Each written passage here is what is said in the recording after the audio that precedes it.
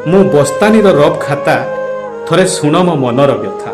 ସମସ୍ତଙ୍କୁ ମୁଁ ଠିକ୍ ଠାକ୍ ରଖିଥାଏ, ହେଲେ ମୋ ଭାଗ୍ୟରେ ଥାଏ ଚିରା ଫଟା। ମୁଁ ବସ୍ତାନୀର ରଫ୍ ଖାତା, ଆଉ ଜଣେ ପରିବାର ଭିତରେ ବାପା। ଆପଣ ମୋତେ ଭଲ ଭାବରେ ଚିହ୍ନି ପାରିବେ ଯେତେବେଳେ ବସ୍ତାନୀଟିକୁ ଖୋଲିଦେବେ। ମୁଁ ସମସ୍ତଙ୍କ ଠାରୁ ଅଲଗା ଦିଶୁଥିବି, କେବଳ ରୂପରେ ନୁହେଁ ଗୁଣରେ, ସବୁ ଦିଗରୁ। ମୋର କଭର ପେଜ୍ ନଥିବ, ଫୁଙ୍ଗୁଳା ଥିବି, ଲୋଚା କୋଚା ହେଇଥିବ, ଚାରିଆଡ଼େ କଟାକଟି ବିଭିନ୍ନ ପ୍ରକାର ଚିତ୍ର ଅଙ୍କା ହେଇଥିବ। କେତେ ଯେ ଅଙ୍କ, ଜ୍ୟାମିତି, ଇତିହାସ, ଭୂଗୋଳ, ସବୁ ପ୍ରକାର ବିଷୟ ମୋ ଉପରେ ଗାରେଇ ଚାଲିଥିବା ମୋତେ ବେଶ ଭଲ ଭାବରେ ସମସ୍ତେ ଜାଣନ୍ତି। କିନ୍ତୁ ମୋର ଉପସ୍ଥିତି ବିନା ଏ ସମସ୍ତେ ମୂଲ୍ୟହୀନ। ସମସ୍ତଙ୍କର ଭ୍ୟାଲୁ ମୁଁ ବଢ଼େଇଥାଏ, ସମସ୍ତଙ୍କୁ ଠିକ୍ ଠାକ୍ କରି ରଖିଥାଏ, କିନ୍ତୁ ମୋ ଭାଗ୍ୟଟା ଭାରି ଖରାପ। ମୁଁ ଲକ୍ଷ୍ୟ କରିଛି, ଯେତେବେଳେ ମା ସଉଦା କଥା ମନେ ପକାନ୍ତି, ପୁଅକୁ କହିବେ କାଗଜଟିଏ ଦେଲୁ ସଉଦା ଚିଠା କରିବି, ପୁଅ କହିବ କାଗଜ ନାହିଁ, ସେ କହିବ ରଫ୍ ଖାତାରୁ ଟିକେ ଚିରିକି ଦେ। ମୋତେ ଗାରେଇ ଦିଅନ୍ତି।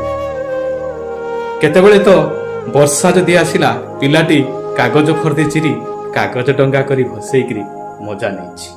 ଆଉ ଥଣ୍ଡା ସମୟରେ କାଗଜକୁ ଚିରି ପୋଡ଼ିକିରି ଉଷୁମ ମଧ୍ୟ ପାଇଛି। ସବୁ ପ୍ରକାରର ଆବଶ୍ୟକତା ପୂରଣ କରୁଥିବା ମୁଁ ହେଉଛି ସେଇ ରଫ୍ ଖାତା। ବୁଝିପାରୁଛନ୍ତି?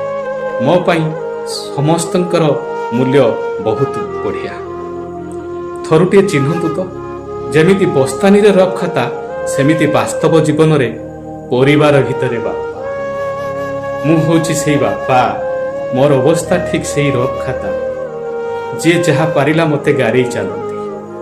ମୁଁ ଯେତେବେଳେ ବାପା ହେଇନଥିଲି, ସେତେବେଳେ ବେଶ ଯୋଉଠିକି ଯାଉଥିଲି ଯାହା ମିଳୁଥିଲା ଖାଉଥିଲି, କିଛି ଚିନ୍ତା କରୁନଥିଲି ଆଗ ପଛ। ଏବେ ଯେତେବେଳେ ବାପା ହେଲି, ଯେତେବେଳେ ମୁଁ ଟିଫିନ୍ଟିଏ ମୋତେ କିଏ ଦେଉଛନ୍ତି, ମୁଁ ହାତ ନେଉଛି ଖାଇବା ପାଇଁ, ମନେ ପଡ଼ିଯାଉଛି, ଆରେ ଘରେ ତ ମୋର ପିଲା ଅଛନ୍ତି, ବାପା ମା ଅଛନ୍ତି, ଭାରିଜା ଅଛି, ଖାଇପାରୁନି। ପକେଟରେ ମୁଠା ମୁଠା ପଇସା ଧରି ବୁଲୁଛି, ଖର୍ଚ୍ଚ କରିପାରୁନି। ମୁଁ ହେଉଛି ବାପା। ସବୁ ପ୍ରକାର ଅଙ୍କ, ଭୂଗୋଳ, ଇତିହାସ, ଯାହାର ଯାହା ଦରକାର ସମସ୍ତେ ମୋତେ ଭଲ ଭାବରେ ବ୍ୟବହାର କରୁଛନ୍ତି, ଠିକ୍ ରଫ୍ ଖାତା ପରି। ମା ତାର ପିଲାଟିକୁ କାଖରେ କାଖଉଛି, କିନ୍ତୁ ବାପା ହିସାବରେ ମୁଁ ତାକୁ କାନ୍ଥରେ ବସଉଛି, ମୋ ଠାରୁ ମୋ ପିଲା ଆଗକୁ ଯାଉ। ଯେମିତି ଠିକ୍ ରଫ୍ ଖାତା ପରି ସମସ୍ତଙ୍କର ଭାର ସେ ମୁଣ୍ଡେଇଛି, ନାଇଁ କି? ସମସ୍ତେ ତାରି ଉପରେ ନିର୍ଭର କରିକି ଭଲ ହେଇଯାଉଛନ୍ତି, ଆଉ ମୁଁ ବି ସେଇଭଳି ସମସ୍ତଙ୍କର ଦାୟିତ୍ୱ ଭାର ମୁଣ୍ଡେଇଛି। ମୁଁ ହେଉଛି ବାପା, କାହିଁକି ନା ବାପ ଥିବା ପୁଅ ସଭାରେ କେବେ ହାରିବନି।